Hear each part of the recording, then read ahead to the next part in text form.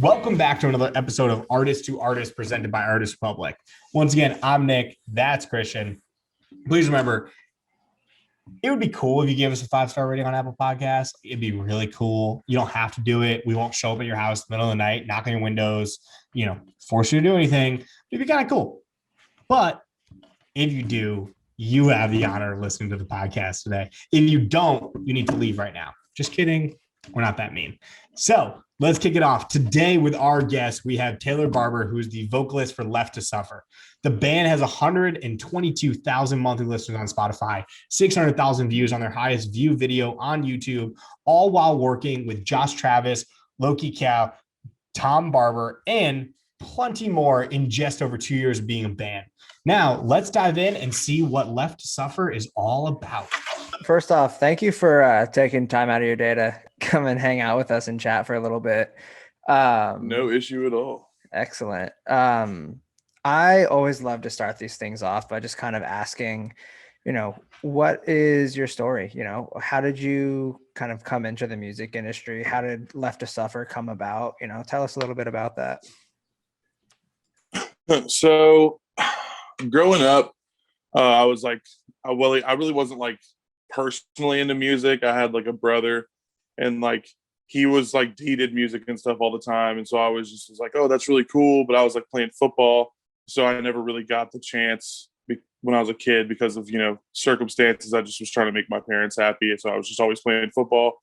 Then I played college football for like a year, and I just was like not happy at all, and I came home. Parents didn't like that I just dropped out of college, so they kicked me out, and I was homeless, living in my Jeep. And I met this guy at this vape bar because I was like hanging out at the vape bar all the time because I was homeless and had nothing else to do with my life. And he was like playing this this band Miss May I, and I was just like, oh, sick, dude! Like I listen to metal too, like that's cool. And then like he was like, yo, well, I'm starting a band, and I was like, oh, sick, dude! And like I went and I tried out for that band, and that was like my first local band that I got into, and I was like, okay, cool. And then I just kind of like fell in love with it after that. And then fast forward through like 4 or 5 really shitty, terrible local bands. I met the guys from Left to Suffer, and we were originally called Lost at Last. They were another local band, and then they just kicked out their vocalist and picked me up.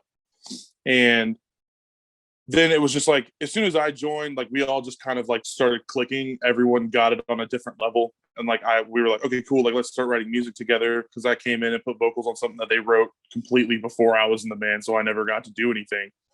And so when we started to write music together, we were like, yo, this is like way different. This isn't this band that we're in right now. Like this is a whole different thing. So we met Jeff Menig, and he was the marketing director at the Masquerade. And I used to work at the Masquerade kind of during like the first local band times. I like did security and shit there. So like, I brushed shoulders with him, kind of got to know him, and I hit him up because we wrote this one song, and it was our first song called Burden. And I was like, hey dude, like, how would you release this? Cause like, I don't know what the fuck I'm doing when it comes to that. Am I allowed to cuss on this, by the way? I'm totally sorry. Okay. But so like I was like, I don't know what I'm doing, and he was just like, okay, listen to it. And he was like, I want to have a meeting with you. All the little tiny logistics in between. We met with him. He convinced us to be like, hey, you need to just like make a new band, like start from scratch, and then like start from there. And then that's how Left to Suffer was born. And yeah, ever since then we've just been pumping away nonstop since we started, with Jeff, and it's just been really cool. That's sweet. That is really cool. And I would like to note that like it's cool like where you're at. Like you guys have been doing this for basically I think 2 years, you said. Yep. And you already have like one of the dopest icons that I've ever seen, which is the fact that like you guys are on the freaking cover of the deathcore Spotify playlist. Yeah, dude. When that happened, that was nuts, dude. I was like, that's so cool. And that's sick. And but yeah, going off that, I just had to say it because that's sick. Like that is sick. And so going off of that though is the point about Jeff is an awesome starting point, because I always say, and also with you, it's like it's your career has been like, first off, I would say entrepreneurship, which is my world, is the act of jumping off a cliff and building a plane on the way down. Literally, dude. You jumped off a cliff, you dropped out, you said, you know what, fuck everything, I'm out. And but that puts you in that uncomfortable situation where you're like, okay, I gotta figure this shit out. And so then you force yourself to figure this shit out. Then you went into the world, you're like, okay, I'm gonna meet this guy. He's gonna take me here. He's gonna take me here. And kind of in life, like people don't realize is like you had 4 shitty local bands that were each 4 steps. But each one of those bands, you probably learned something from that took you into the next band, and then the next band, and the next band. Absolutely. You know, and I was surrounded by these people, like all through these local bands that like, they treated it like it was a hobby. You know what I mean? And ever since you know, at first, obviously, I wasn't just like instantaneously like, I want this to be my job. You know, I went into it. I was like, yo, this is new. I started learning things, and I started like, you know, figuring out how to like book shows and like how to like, you know, do social media posting and like how to like connect with people and how like connections work and like you can, you know, whatever, and just how like the kind of like the local scene worked, and like no one around me really were doing anything. And so like I was just kind of like outworking everybody in these bands, and then just like continuously learning from other people from other bands as I'm like just kind of sifting my way through all these people. And that's like what you were literally just saying is exactly what I tell anybody, because all these kids like hit me up and they're like, dude, like what the hell, like how does Left to Suffer, like what are you guys doing that's like so special that like you guys are just doing so well for 2 years? And I was like, dude, it's because every one of the people, everyone in our band like has had a moment where it's like, yo, it's either like I just continue on this path that I'm not happy on, or I just say like, boom, fuck it, and I'm gonna like try something. And like that was it for all of us. Like, dude, like my guitarist was in the Army, and he came home, and like it was just like not great for him when he got back. And then, you know, my bass player dropped out of college for him too, but he was literally like 2 semesters away from getting a degree, and he was like, fuck it, I'm gonna do Left to Suffer. You know, and like, you know, it just goes down the line, you know, like in our drummer, like we just got, lives in Alabama, dude, he's been in the band for 4 or 5 months, and he's already moving into Atlanta. You know what I mean? Like, it's just these, like, you just meet these people who are so driven, and you have to sacrifice for things that you want, you know? Yeah. And like a lot of people who are like, oh man, like I really want to be a musician, but they like don't ever put any steps, and like you have to sacrifice sometimes, whether it be huge sacrifices or small sacrifices. Like you're going to have to, you know, take these losses sometimes for things that you want to do, you know, and they just don't, like a lot of people don't want to be uncomfortable, but it's okay to be uncomfortable, especially when it comes to, you know, doing something that you love. Well, like they always say, there's like there's all those like famous pages on Instagram, like post all those motivational quotes. I remember one posted, and although it's applied to money, it can be applied to anything, which is in the money sense. The quote was like, being poor is hard, being rich is hard, choose your hard. And that is exactly true with everything you want to do. You know what? Being a doctor is hard, and being a musician is hard. Which do you want to do? Yeah, choose your it's, you know, and like I think people think that like they feel like they, for whatever circumstance that they're met with, that they have to do something. But like you don't have to do anything. You're allowed to do whatever you want. You know what I mean? Sometimes the path for the things that you want to do versus what you feel like you have to do, like in your mind you think that like the thing you have to do is like easier and it's better for you.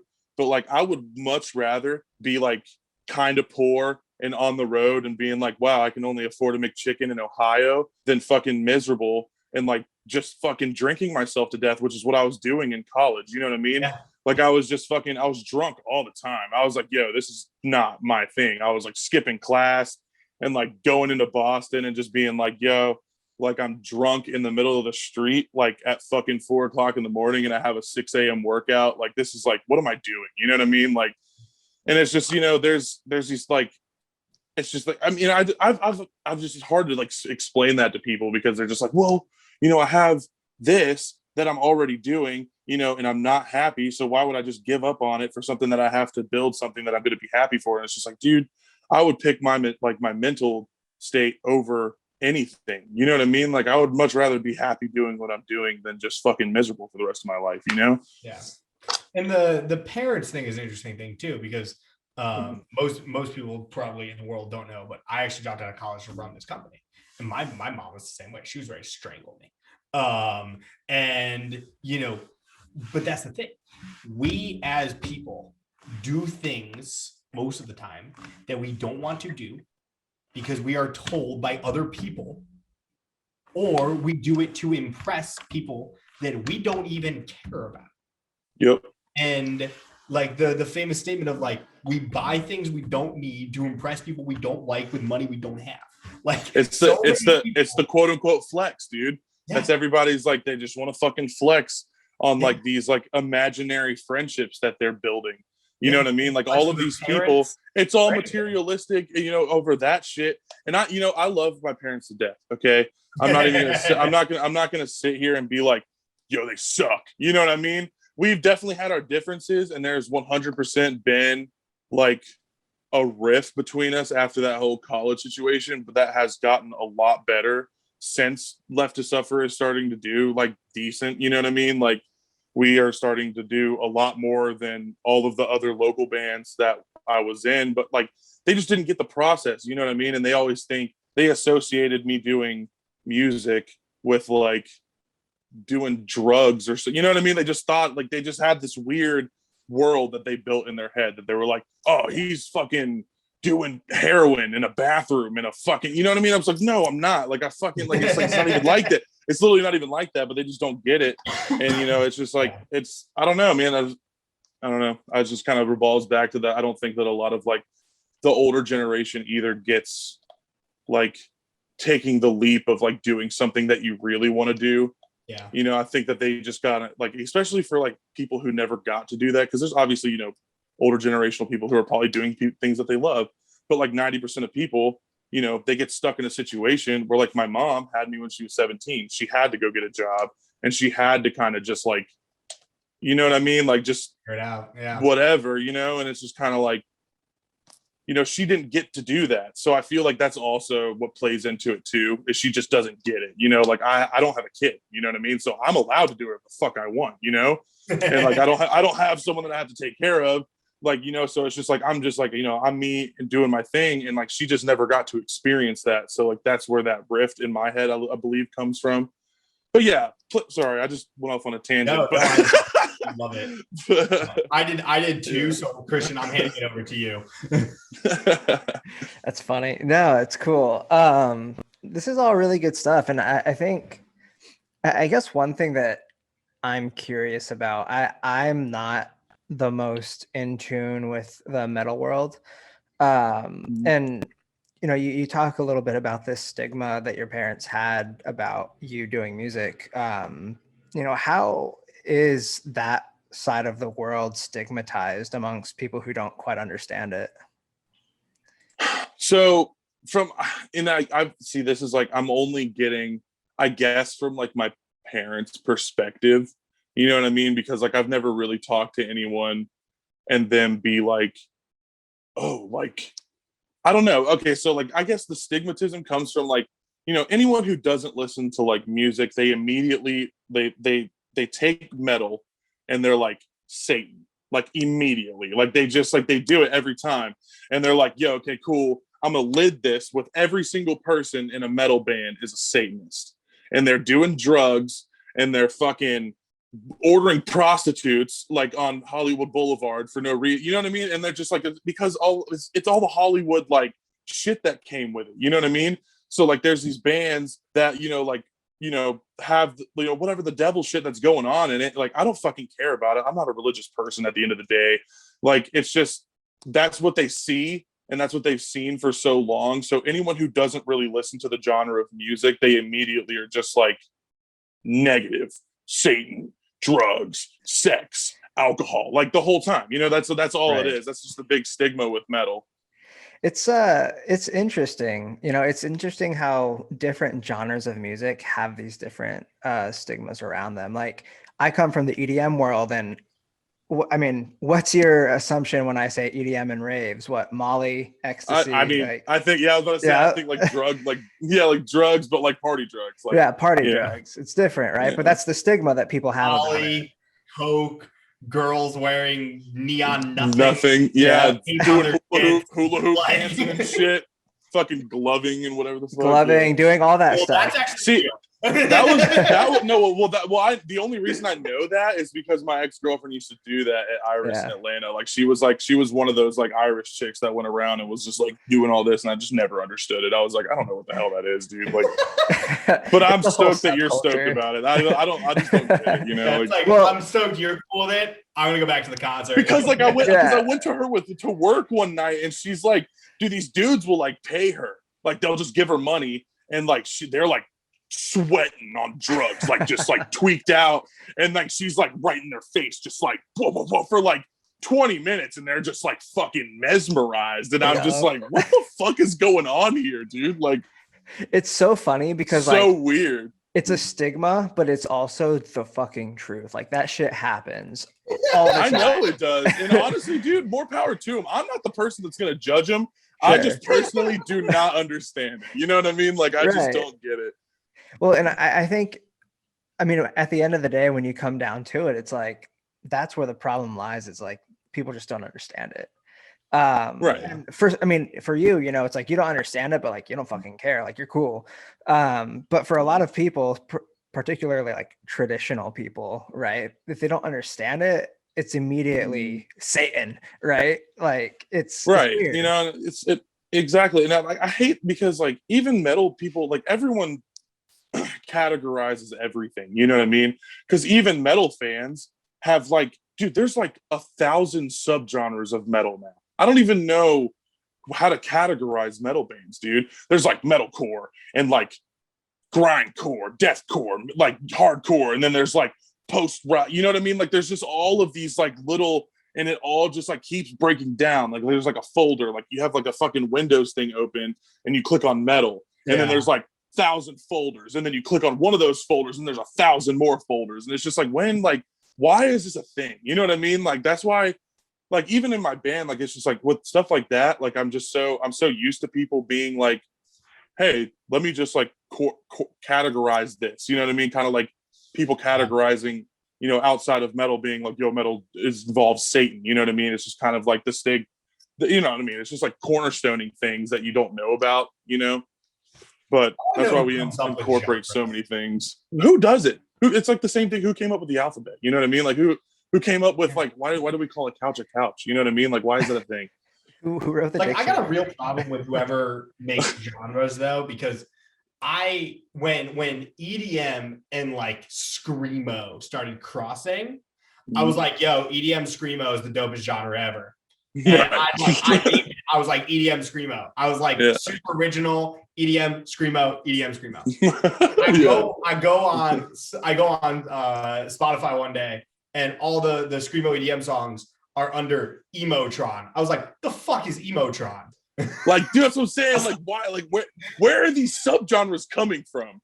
Like, why? Like who gets to an EDM? Emotron. Like, who gets to name these things, dude? I want to know who's in charge. I just want to talk to emo. I think like Lil Peep, not like freaking Sullivan King. Like, right? No, absolutely not, dude. Yeah, nah, absolutely not. Now, does that? Yeah, no, that's intriguing. Do like household names from EDM kind of cross-pollinate into the metal world, like Sullivan King, for example? Like, is that a name that you know? Yeah, I know. The only reason I know Sullivan King though is because I've like intertwined with him on TikTok a couple times. Cool. So like, because I have like almost 40,000 followers on TikTok. So like, I like just do that shit now for whatever reason, and I hate my life sometimes. Where I'm like, oh god, this is where I'm 23 years old and I'm just like making TikToks all the time. But I like I don't know, like he's like liked my stuff and like commented on it, and like, you know, I've heard my friends talk about it. He's like, I'm going to the fucking Sullivan King concert, back when concerts were a fucking thing. And I was just like, I don't know who the hell that is. And then now I do, because of TikTok though. So I mean I know EDM music though, you know what I mean? Like I've been to an Excision show Like I enjoy, like I went to a Bass Nectar show like the last time they were in Atlanta. You know, like he was in Atlanta and stuff, and I was just like, yeah, dude, like it was fun, you know. But yeah, I guess that was my answer to that. I don't know what I was going with that, but yeah, that's cool. I mean, that's actually not like to plug like featured acts, but like to plug featured acts. Like that's the great thing about platforms like featured acts. It's like, oh yeah, genres cross. Like, oh yeah, mind blown, people. You can have different genres. Like, how many country artists have talked about rap songs in country songs? Yeah, like there's literally some Toby Keith song where he's like, yo, I turn on my truck and throw on Lil Wayne. You're like, wait, what? like, wait, right. What did you just say? Because I'm pretty sure every single one of your friends hates Lil Wayne. And it's like, then you have the EDM people that are like, nah, I hate Fit for a King. You're like, wait, hold on. Wait, what? Yeah, right. Tell me the difference. Dude, like that's what I'm saying. Like, I don't know, like that, dude. That's one thing actually that Left to Suffer is exploring is like some genre like crossover stuff, especially with our new stuff.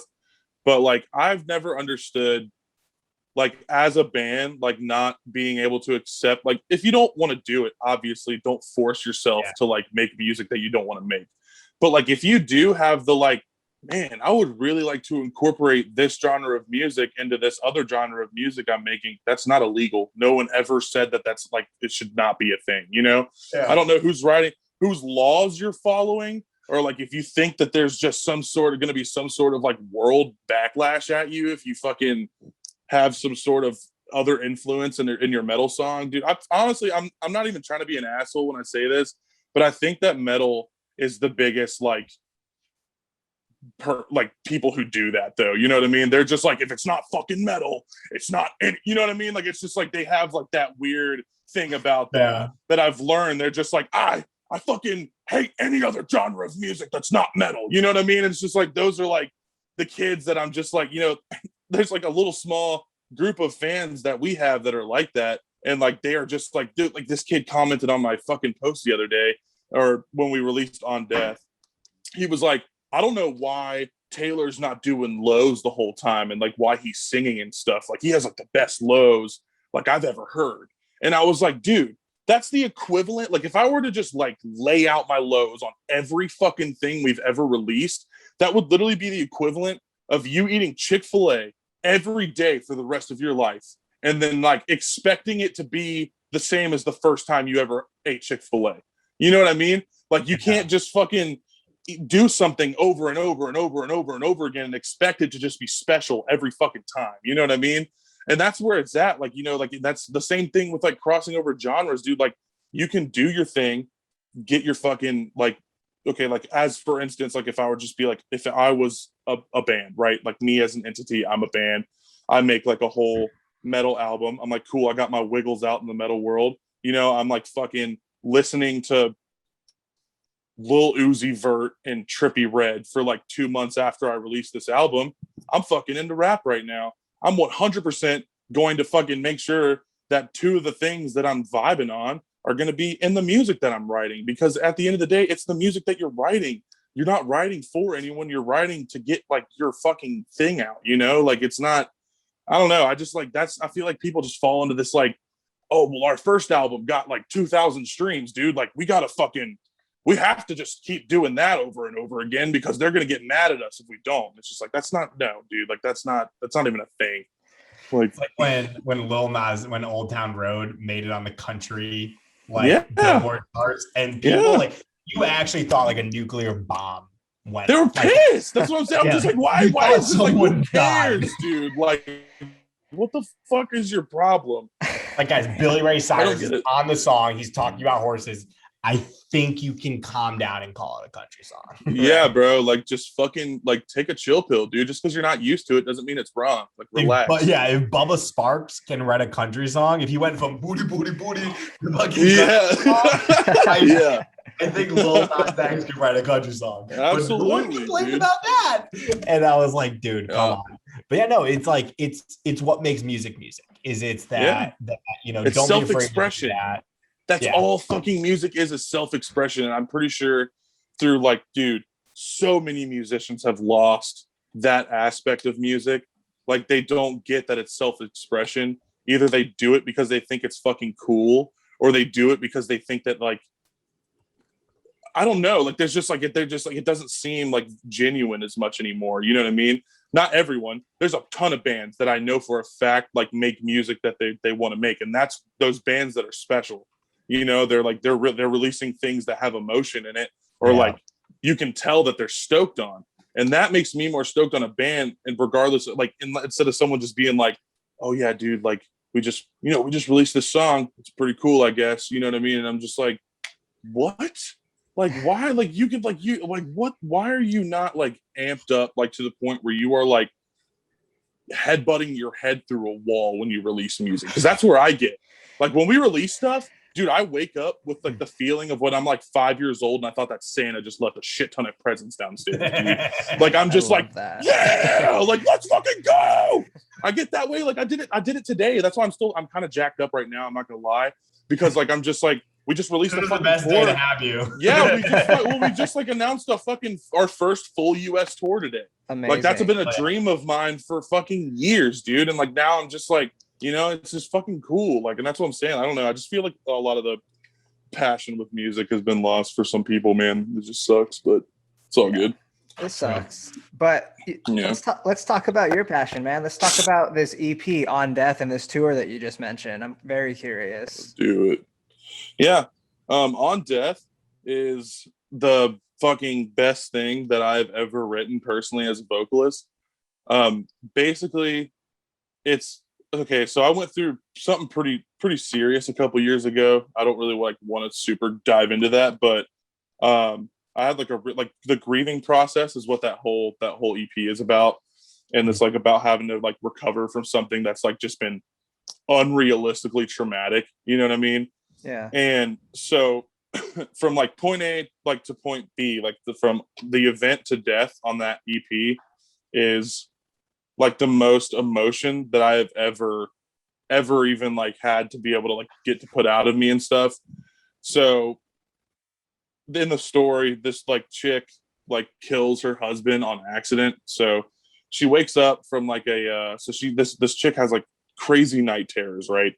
Because I didn't want the EP to be about me. Sorry, let me retract a little bit. I didn't want this EP to be like my story because I didn't want it to be a pity party. I don't really feel like being like, I don't want to be like, hey, dude, like this happened to me, and I don't want to be specific about my situation because it's just like, you know, I have 4 other people in a band with me, and I don't ever want it to be like, this is like Taylor. You know what I mean? Like this is like, Left to Suffer is Left to Suffer for a reason, and we all work together, and I can't do it without them. So I'm not going to sit here and try to just like, yo, dude, like I fucking lost someone and I got real sad about it. And so I'm going to like, it's so easy for me to just take those emotions and get it out of me, but I can put it in a totally different situation and just not talk about my situation, but put my emotions in like a different story, but still tell the same story. You know what I mean?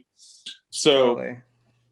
Yeah. So like in this story, this chick has like crazy like night terrors. She like sleepwalks and like does like she like hits herself in her sleep and like just like is not like great. Like she just has like this crazy thing going on. And her husband comes home from like a work trip really early, and she wakes up and ends up killing him while she's in this like manic sleepwalking state. And so she doesn't remember, and she wakes up and she goes through like the house, and she's waiting for her husband to get home, and she like realizes that there's bruises all over her. And then she like looks in the backyard, there's a tarp, and then she goes out there and she like starts realizing like over like the course of like the event, the first song is all just like this whole thing is like her like realizing what's going on. And she's like, oh my god, like I was like knocked out, and like now I'm realizing like reality is setting in, and like I have to like deal with this. And that's like a lot to like hit you like all at once. You know what I mean? Like it's just this like your whole world, like your dude, like they're gone. Like the person that like you're super close to is done, and you feel like you're at fault for it. So like you're going through this entire like process of like you're blaming yourself, and it's just dark, and like you want to like, you know, you have suicidal thoughts, and like, you know, you get so the whole EP is just you manically spiraling through this grieving process until you almost get to acceptance and then you kill yourself. You know what I mean? And like, she ends up killing herself, but like in the symbolism of how that like tied back with me is it just like, I don't know, like I attempted to commit suicide. And then it was just like, after that, I realized I was like, I'm worth more than this. And I feel like I have something that I can work for that's not like, I'm not just like a waste of space. You know what I mean? So that's where like the new one that we're writing is like it's all symbolistic to like the situation or whatever. I'm going to kind of explain this. So like we're writing another EP right now. And so basically in the story, this chick, on death, she kills herself. And then the next EP, she wakes up and realizes that the whole thing was a simulation. So like, yeah, it's like, dude, it's so fucked. Like, yeah. And so like, she like, so yeah. So like, just like she kills herself because she thinks that she killed her husband. She wakes up and she's just like fucking attached to this doctor's bed. And like, she's like, what the fuck, dude? And like, they're like, yo, oh my God. Like, she killed herself in the simulation. Like she failed this test. And like, so she like, they kind of just like toss her to the wolves, you know what I mean? And like, it's just kind of like this weird, like you're in limbo and you have no idea what's real, but you're trying to find yourself is basically what that whole EP, the next EP turns into. And yeah, so it's basically the same thing. That's like symbolizing me, like after the whole, like I tried to commit suicide, like I went into this whole, like, okay, like I have to figure out like what's going on with me. You know what I mean? Like, I don't know like what the fuck I'm supposed to do right now, but it's like this path, like you're just like, okay, like I'm by myself, I'm homeless. Like I have a fucking Jeep and like $2 to my name. And I'm just like fucking figuring shit out, And it's just kind of, it's just the same thing, It's like, that's all of it is just like a fucking me explaining in a weird, indirect way about my life, which is like, as I'm explaining it, I'm like, dude, I feel like I sound like a fucking crazy person, dude. Cause like trying to like tie it in. Cause I don't want to like miss anything. Cause I'm just like, okay, so like this symbolizes this, and then this symbolizes this. It's just like, but like, I don't know. I guess like you catch the gist. I feel like I'm rambling at this point, but yeah. It's the storytelling that's awesome. Incredible. Like I think it's a really cool way to tell a story through your music while also kind of, I guess, coming like to reckon with it yourself, right? And I think that's really incredible. And I want to say, I love this conversation. This has been so good, but we're starting to run out of time. So I'm going to wrap us up with our last question. And that is just, what is one piece of advice that you would give to someone that might be listening to this right now, who may be in your shoes 2 years ago? Don't quit. If you feel like it's getting too hard, then keep going. Cause that's when you know that the payoff is going to be the best in the long run. When you feel like things are starting to stack up, just breathe and keep trucking. Cause that's all you can do with life, dude, unless you want to give up, like, and I don't think that anybody really wants to give up. That's not the way out, So just keep trucking. That's all it is. It's great. I agree with that. It's like the Vine, man. Like I've been saying all day, the original Vine, just do it. Yeah, just do it. Well, hell yeah, man. Well, it was awesome having you on. Absolutely. Sorry I rambled for so long. Rant, realness, greatness. Probably one of the best podcasts I've had. Hell yeah, man. With that, let's close out. Thank you for having on. If you want to find out any more details about Left to Suffer, check them out on Instagram, on TikTok, on Spotify, on literally everything. They're insanely easy to find. If you can't spell Left to Suffer, then I'm not even going to explain it to you. You don't deserve to know us, then. So with that, thank you all, and we will see you again next week.